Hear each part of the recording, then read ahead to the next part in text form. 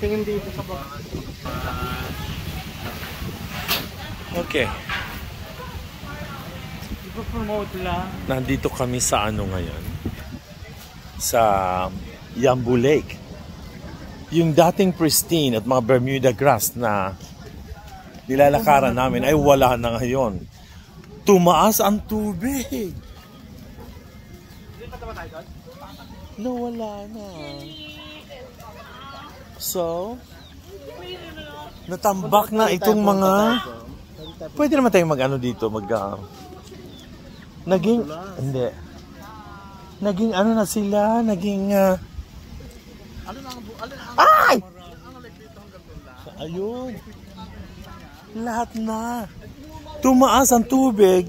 Ngayon, yung mga Bermuda grass, nakatabi ng mga well, kinakainan, ay naging ano na rin.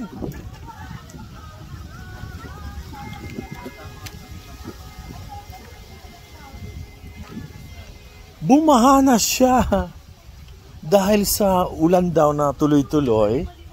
And look at that.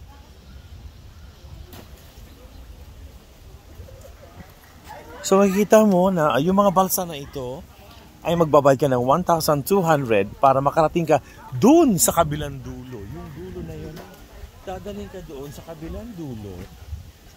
Doon may mga swing, may mga kung ano-anong activities doon. There, here comes. May isang, ayun. Ayun, yung kabilang dulo doon. 1,200.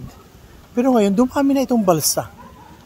During just few months ago, wala namang balsang ganito karami.